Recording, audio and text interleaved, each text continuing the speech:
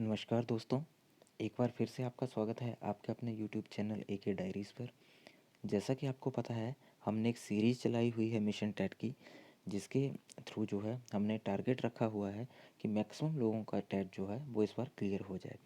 इसके लिए हम फ़िलहाल साइकोलॉजी सेक्शन जो है वो डिस्कस कर रहे हैं। कल भी हमने एक प्रीवियस ईयर क्वेश्चन पेपर जो है वो डिस्कस करा था। आज फिर से आपके सामने एक प्रीवियस ईयर क्वेश्चन पेपर को लेके मैं हाज़िर हूँ। ये क्वेश्चन पेपर जो है वो टीजीटी नॉन मेडिकल का है, लास्ट ईयर का है नवंबर का। तो इसके अंडर जो है जो भी साइकोलॉजी सेक्शन है, साइकोलॉजी और जो आपका डेवलपमेंट पेडागोजी सेक्शन है, इसके हम कुछ क्वेश्चंस डिस्कस करेंगे। जो बच जाएगा उसको हम कल की वीडियो में देखेंगे। तो ज़्यादा टाइम वेस्ट ना करते हम स्टार्ट करते हैं। फर्स्ट क्वेश्चन जो आपकी स्क्रीन पे है, आपको शो भी हो रहा होगा। Psycho diagnostic is a part of मनोनिदान खालिस्तान का एक भाग है। साइको डायग्नोस्टिक, सबसे पहले हम देखेंगे कि साइको डायग्नोस्टिक होता क्या है, साइको डायग्नोसिस होता क्या है। ये जो है ये किसी इंडिविजुअल के बिहेवियर की इवैल्यूएशन है, किसी इंडिविजुअल के बिहेवियर का मापन होता है जो किसी इंडिविजुअल को फ्यूचर में सही तरीके से समायोजन में एडजस्टमेंट करने में हेल्पफुल होता है। एक बार फिर से सुन लीजिए, साइको डायग्नोस्टिक या साइको डायग्नोसिस जो है वो आपका किसी इंडिविजुअल का बिहेवियर होता है जो उसे फ्यूचर में बेटर समायोजन में, बेटर एडजस्टमेंट में हेल्पफुल होता है। तो इसका सही आंसर आएगा option B, clinical method. Psycho diagnostic जो है वो आपका एक क्लिनिकल मेथड है जिसके थ्रू जो है हमें पता चलता है। ये आपको इस टर्म से भी क्लियर हो रहा होगा कि टेस्ट जो है वो हम क्लिनिकल लेबोरेटरी में ही करते हैं, ट्रीटमेंट मेथड हो नहीं सकता। क्लिनिकल मेथड इसलिए बोला गया क्योंकि ये इवेल्यूशन, किसी चीज़ को इवेल्यूएट किया जाता है, टेस्ट किया जाता है। क्वेश्चन नंबर सेकंड की तरफ चलते हैं।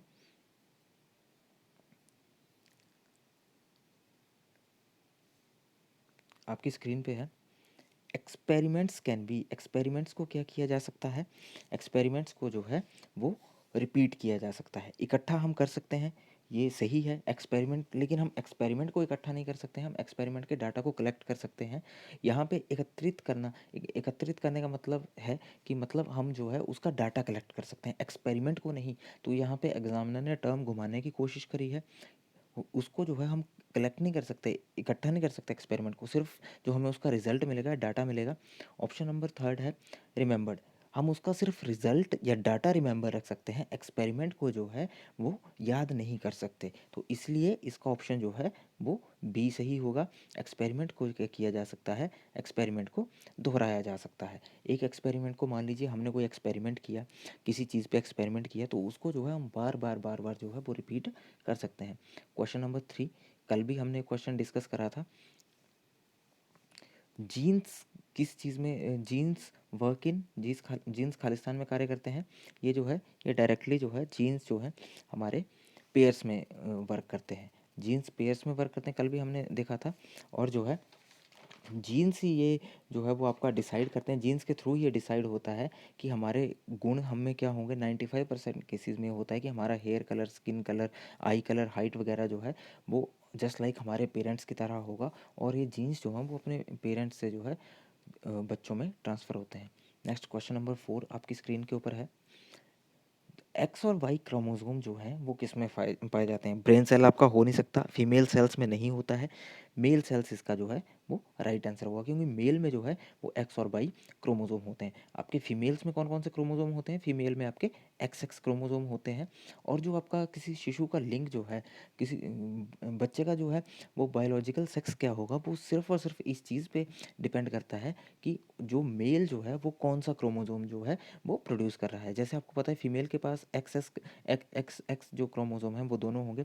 अगर मेल जो है, मेल के पास दोनों रहते हैं आपके एक्स वाई, अगर मेल जो है वो एक्स क्रोमोसोम जो है वो रिलीज कर रहा है, तो ये इसके साथ मिलके जो है एक्स एक्स क्रोमोसोम बना देगा, डबल एक्स एक्स हो जाएगा।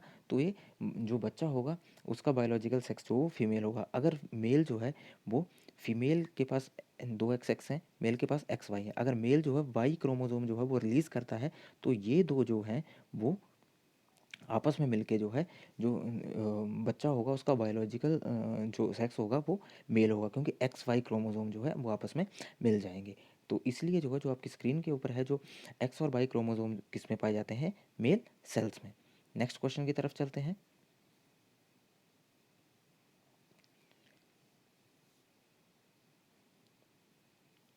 क्वेश्चन नंबर 5, हाइपोथेसिस, परिकल्पना। हाइपोथेसिस क्या होता है? ये जो है ये आपका थ्योरी टू बी टेस्टेड, ये थ्योरी है जिसको हम टेस्ट करते हैं। ये एक आपका जस्ट लाइक प्रोविजनल आइडिया, आप इसको मान लीजिए, कोई प्रोविजनल आइडिया होता है, एक अस्थाई विचार होता है जिसकी जो है वो मेरिट फिक्स नहीं होती है। जैसा आपको ऑप्शन में भी दिखाया गया है, प्रॉपर थ्योरी नहीं हो सकती, प्रैक्टिकल भी नहीं हो सकता, रिजेक्ट इस थ्योरी को हम नहीं कर सकते। थ्योरी टू बी टेस्टेड, ये आपका एक प्रोविजनल आइडिया है, ये कोई आपका टेम्परेरी आइडिया हो सकता है, अस्थाई विचार हो सकता है, जिसको जो है वो अब अभी आप टेस्ट करोगे, जिसकी मेरिट जो वो फिक्स नहीं है। आपके मन में एक आइडिया है तो आपको ये पता नहीं है कि ये सक्सेसफुल होगा या नहीं होगा, या इसका जो है वो अल्टीमेट रिजल्ट जो है वो क्या रहेगा। तो इसलिए जो है hypothesis theory to be tested. Next आता है आपका क्वेश्चन नंबर 6, आपकी स्क्रीन के ऊपर है। The creative potential can be improved by, सृजनात्मक क्षमता को कैसे सुधारा जा सकता है? यहाँ पे ऑप्शंस हैं, प्रॉपर ट्रेनिंग आ गया, कंपटीशन आ गया, एक्टिविटीज़ आ गया, पनिशमेंट आ गया। देखिए, सबसे पहले चलते हैं हम प्रॉपर ट्रेनिंग।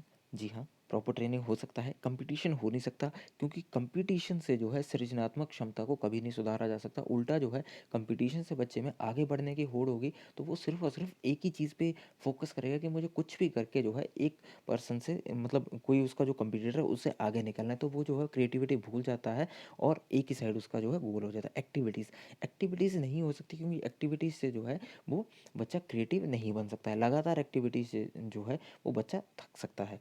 पनिशमेंट, पनिशमेंट तो आपको वैसे पता है कि नहीं होगा, तो इसका जो सही आंसर आएगा वो प्रॉपर ट्रेनिंग। अगर किसी बच्चे को प्रॉपरली ट्रेन किया जाए, उसको प्रॉपर ट्रेनिंग दी जाए, तो हम क्या कर सकते हैं, उसका जो क्रिएटिव पोटेंशियल है, जो उसकी सृजनात्मक क्षमता है, उसको काफ़ी हद तक जो है वो इंक्रीज कर सकते हैं या इम्प्रूव कर सकते हैं। नेक्स्ट क्वेश्चन नंबर 7 आपकी स्क्रीन पे है। जो आपकी लॉन्ग टर्म मेमोरी है वो कब तक रहती है?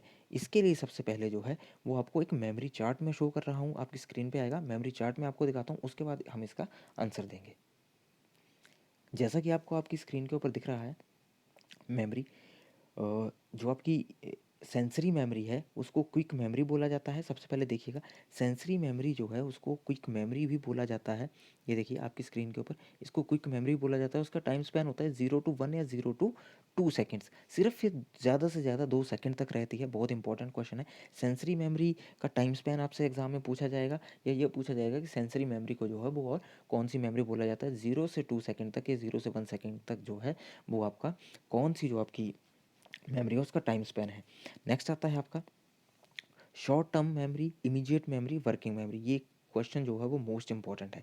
शॉर्ट टर्म मेमोरी का टाइम स्पैन कितना रहता है? 0 to 1 मिनट, या इसको ये बोला जाता है कि इमीडिएट मेमोरी का जो टाइम स्पैन है वो कितना रहता है? 0 to 1 मिनट। वर्किंग मेमोरी किसको बोला जाता है? ये भी क्वेश्चन आता है कि वर्किंग मेमोरी किसको बोला जाता है, तो आपने ये याद रखना है, वर्किंग मेमोरी जो शॉर्ट टर्म मेमोरी को बोलते हैं, या इमीडिएट मेमोरी को, जो क्विक, जो त्वरित मेमोरी हो, जो एकदम से हो, कि मतलब 0 to 1 मिनट है, ज़्यादा से ज़्यादा 0 to 2 मिनट्स तक जो है वो लास्ट करे, कि मतलब बिल्कुल थोड़े समय के लिए रहे। शॉर्ट टर्म तो क्लियरली हो गया, इमीडिएट, क्विक, और जो वर्किंग मेमोरी, ये वर्किंग मेमोरी भी होती है। क्योंकि जो वर्किंग मेमोरी का मतलब ये होता है कि मान लीजिए आप किसी जगह पे खड़े हैं, तो आपकी आंखों के सामने से कुछ गुजर रहा है, तो आप उसके ऊपर ज़्यादा से ज़्यादा 1 या 2 मिनट तक ध्यान दे पाओगे, और उस चीज़ को ज़्यादा से ज़्यादा 1 या 2 मिनट तक रिमेंबर रख पाओगे, जिस पे आप जो है वो उस प्रॉपर वे से अच्छी तरह से जो है वो ध्यान नहीं देते। लास्ट आता है आपका long term memory. Long term memory कब तक रहती है? आपकी लाइफ टाइम, पूरी ज़िंदगी जो है वो रहती है लॉन्ग टर्म मेमोरी। जैसे मान लीजिए आपका घर कौन सा है, आपका विलेज कौन सा है, ये थ्रू आउट द लाइफ जो है वो आपके माइंड में रहता है, ये आपकी लॉन्ग टर्म मेमोरी है।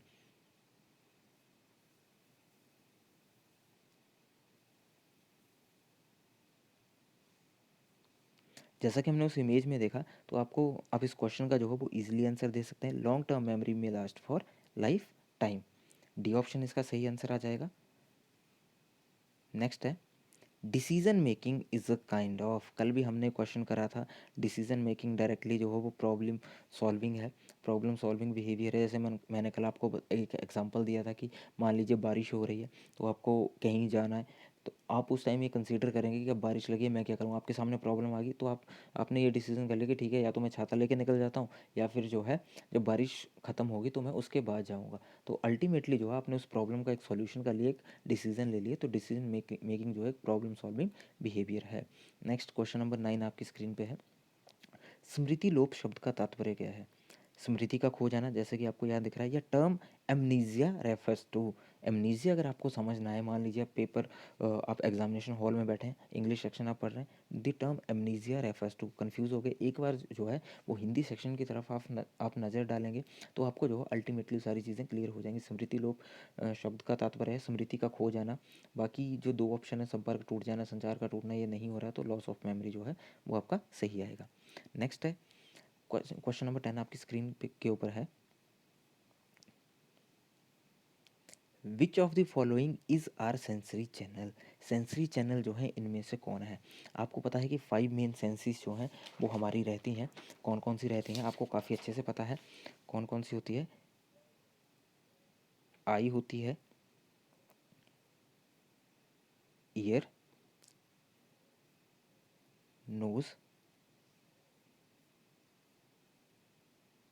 टंग एंड स्किन, ये हमारी 5 सेंसेस हैं। तो देखिए जो विज़न है वो आपका आई से आ रहा है, हीरिंग जो है वो आपका ईयर से आ रहा है, और जो है वो आपका टच जो है वो स्किन से आ रहा है। तो इसमें जो है ऑल ऑफ दी अबव हो जाएगा, सारे ही हो जाएंगे, क्योंकि आपका जो है आई भी है, ईयर भी है, स्किन भी है, तो आपका जो है इसमें सब कुछ ही आ जाएगा। नेक्स्ट क्वेश्चन, ये भी कल हमने डिस्कस करा था, psyche means Saul and लोगस means knowledge. ये भी आपका है, डायरेक्टली ए ऑप्शन इसका हो जाएगा।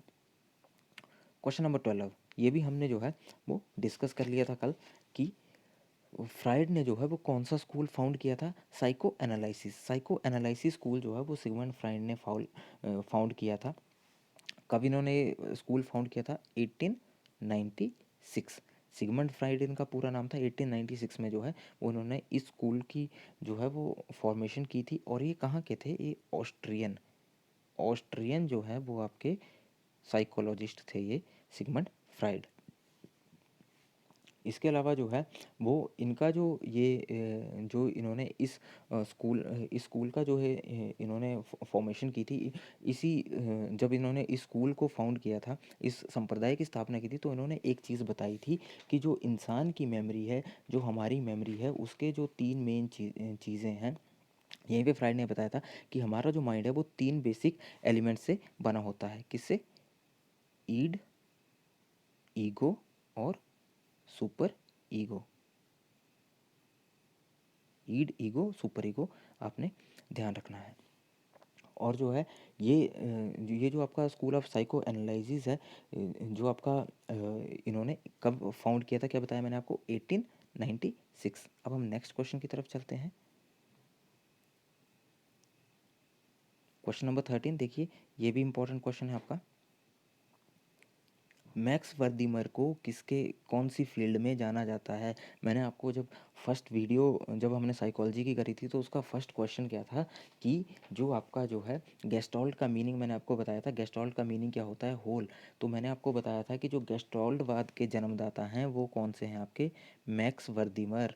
और तो इसका डायरेक्टली आंसर आपके सामने आ जाएगा, गेस्टॉल्ट साइकोलॉजी, गेस्टॉल्ट मनोविज्ञान की फील्ड में जो है वो इनको जाना जाता है। 1912 में जो है वो इन्होंने इस गेस्टॉल्टवाद साइकोलॉजी को फाउंड किया था, इसकी जो है वो इन्होंने स्थापना की थी। इसके अलावा एक और क्वेश्चन बनता है कि आपसे ये पूछा जाता है कि गेस्टॉल्टवादी विचारधारा के साइकोलॉजिस्ट कौन कौन से। तो एक आपके मैक्स वर्दीमर आ जाएंगे, एक आ जाएंगे आपके कोहलर।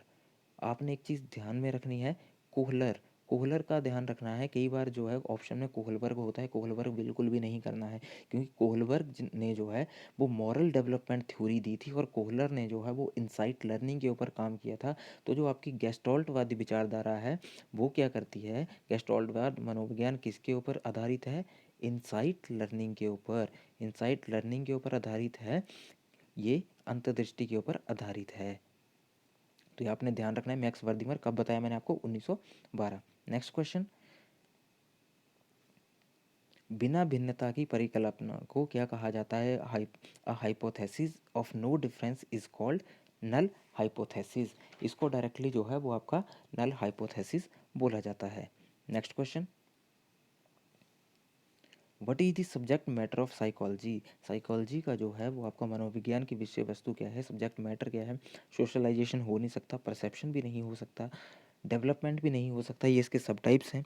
तो सब्जेक्ट मैटर क्या आएगा, साइंस ऑफ बिहेवियर। ये डायरेक्टली आता है कि व्यवहार का विज्ञान, study of science of behaviour जो है, साइकोलॉजी किसको बोलते हैं, साइकोलॉजी साइंस ऑफ बिहेवियर और study of science of behaviour. तो ये आपका आ जाएगा व्यवहार का विज्ञान। तो आज की हम अपनी वीडियो को यहीं पे रोकते हैं। आज के 15 क्वेश्चन, जो नेक्स्ट 15 क्वेश्चन बचते हैं, वो हम कल डिस्कस करेंगे। मुझे उम्मीद है आपको वीडियो अच्छी लगी होगी। अगर आपको वीडियो अच्छी लगी है तो अपने दोस्तों के साथ शेयर ज़रूर करें, चैनल को सब्सक्राइब कर लें, वीडियो को लाइक ज़रूर करें। जो मेरे साथी नए हैं वो चैनल को सब्सक्राइब करके जो है बेल आइकन दबा लें। बाकी की दो वीडियोज़ हैं वो आपको प्लेलिस्ट में मिल जाएंगी। डिस्क्रिप्शन बॉक्स में जो है वो मैं आपको इसका लिंक दे दूंगा। जो हमने दो वीडियोज़, जो पुराना क्वेश्चन पेपर जो है वो हमने डिस्कस करा, उसका लिंक आपको डिस्क्रिप्शन में दे दूंगा। मेरी आपसे रिक्वेस्ट है कि इन वीडियोज़ को डिटेल में देखें, कॉपी पेन लेके बैठें और हर एक चीज़ को जो है वो नोट डाउन करते चलें। इसके अलावा अगर आपको लगता है कि किसी क्वेश्चन का आंसर मैंने गलत बताया है या आपकी तरफ से कोई सजेशन रहता है तो मुझे कमेंट बॉक्स में ज़रूर बताएं। Thank you, have a nice time.